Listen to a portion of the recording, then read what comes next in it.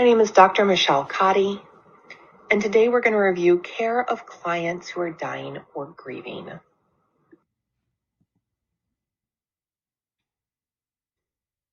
Individuals can experience loss in many ways.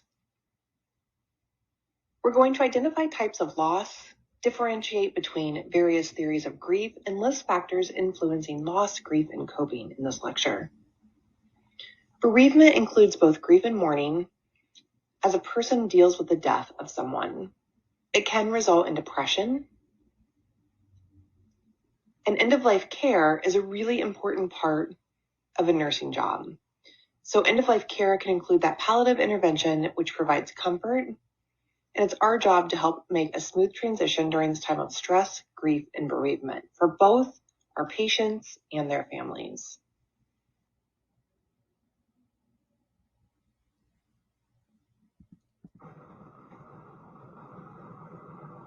Your ATI book describes types of loss in these categories. A necessary loss as an anticipated part of life, part of the life cycle, but you can still feel things intensely even though you know they are anticipated. An actual loss, which is any loss of a valued person or item. So a person might experience this, say, for example, if their car was stolen or their house was burnt down. Perceived loss, any loss defined by a client that is not obvious to others. Maturational loss, these are losses normally expected due to life. And situational loss, an anticipated external event. This might be a car accident, 9/11, that was a situational loss.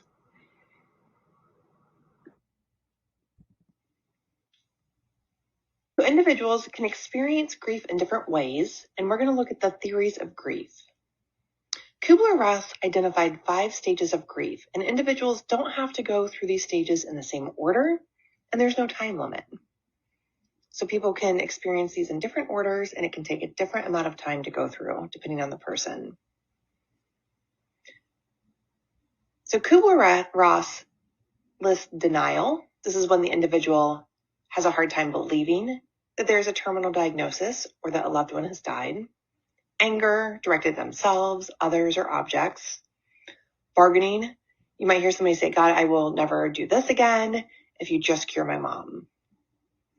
Depression. So this is overwhelming sadness by the inability to change the situation. And finally, acceptance. We accept what's happened and we plan for the future.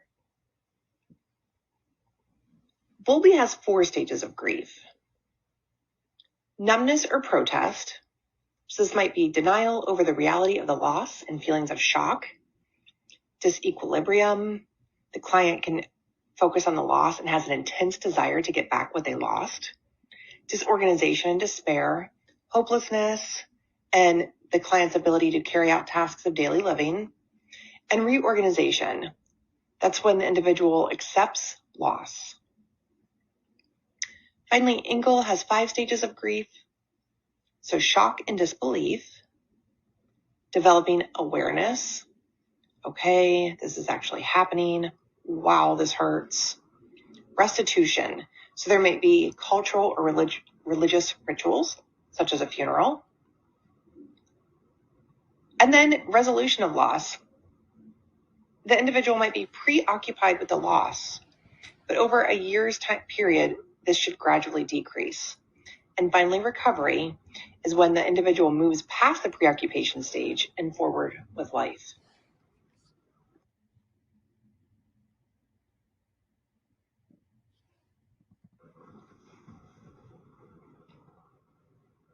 Mourning outlines 4 tasks of mourning.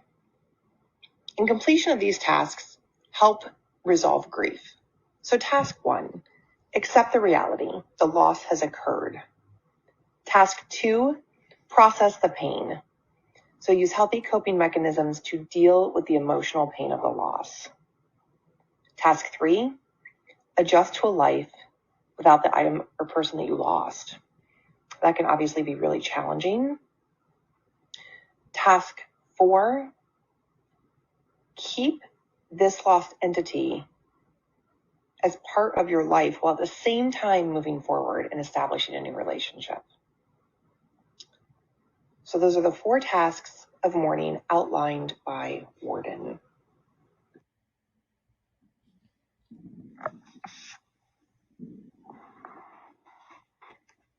There are many factors that influence loss, grief, and coping. An individual's current stage of development definitely impacts how a person deals with loss or grief. Their interpersonal relationships and social support, type and significance of loss, prior experience with loss, culture, ethnicity, spiritual, religious beliefs and practices, and socioeconomic status. There are risk factors for complicated grieving, such as being dependent upon the deceased, an unexpected death at a young age, a death through violence, or by a socially unaccepted manner like suicide or drunk driving, inadequate coping or support, or pre-existing mental health issues. As a nurse, when we have an individual who's experiencing a complicated grief process, they feel a loss of self-esteem and a sense of worthlessness that is not associated with normal grief. So we need to assess those clients for risk factors and identify a normal versus a complicated grief response.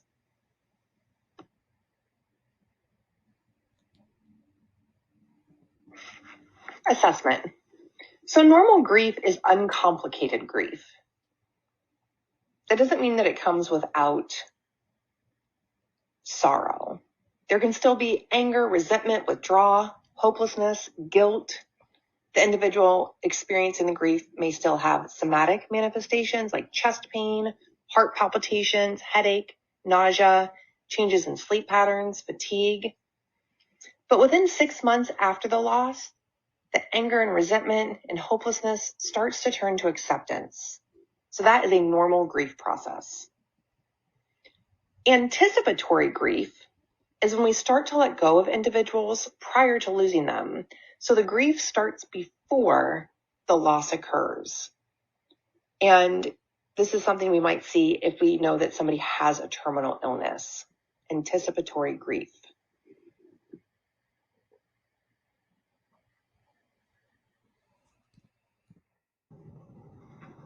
Complicated grief. So individuals may experience delayed or inhibited grief. This is when the individual does not demonstrate expected behaviors of the normal grief process, and cultural expectations can influence the development of delayed or inhibited grief. These individuals may be in denial for a long time, and their inability to progress through stages or tasks of grief might mean that even a minor loss in the future can trigger a grief response. Complicated grief may also be manifested in a distorted or exaggerated grief response by individuals. Some people can have feelings of somatic manifestations at an exaggerated level, and they might not be able to perform activities of daily living like showering. Maybe they're angry for a really long time, and they direct that anger towards themselves or others, and they can develop clinical depression. In chronic or prolonged grief, this maladaptive response is difficult to identify due to the varying lengths of time required by clients to work through the stages or tasks of grief.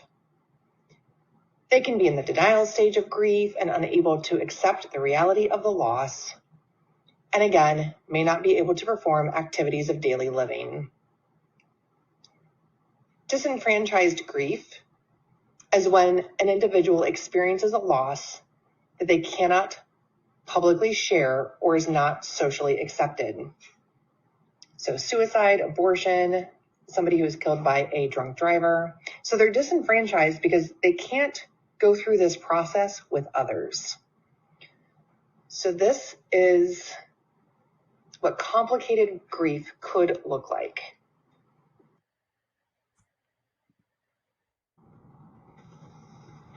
Nursing interventions. Unfortunately, as nurses, we also experience a lot of loss.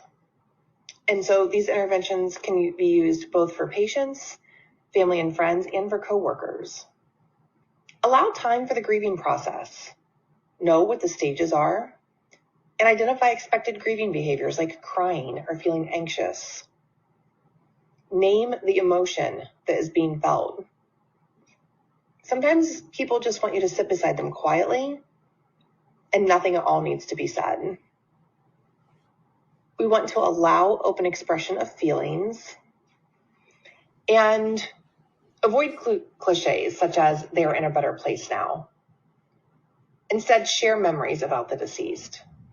Assist in accepting the reality of the loss and encourage new relationships to be built and accepting support from family and friends.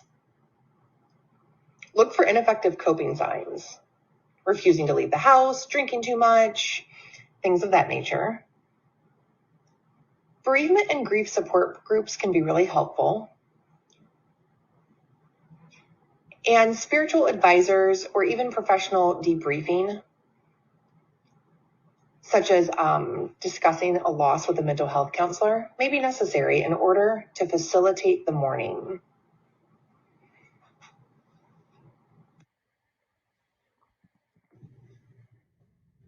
Nursing interventions continued. So psychosocial care is also important.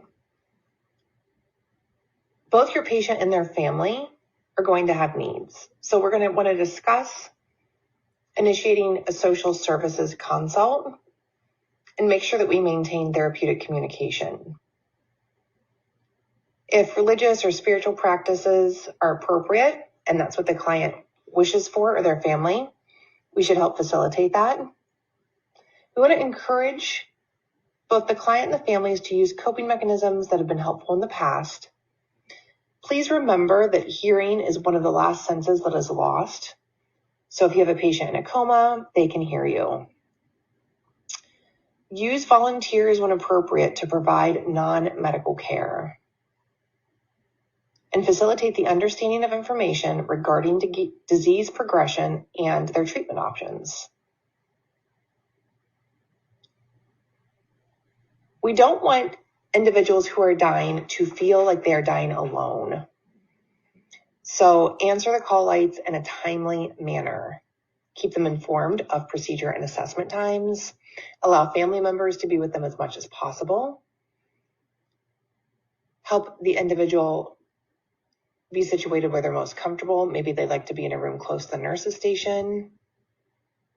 And if they choose to be at home, maybe we want to move the bed into a central location rather than an isolated bedroom.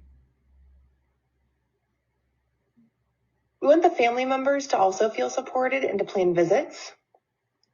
We might want to encourage them to do that in a way that allows the client to sleep at night. So we might want to encourage them to do it during certain times. We want them to have appropriate information to any treatment plan changes and ask them if they want to help provide physical care. I remember being a little girl in the VA hospital and the nurses allowing me to take care of my dying grandmother. And it still is a really fond memory for me. So we want to facilitate that for other people. Allow family members to express the feelings that they're having.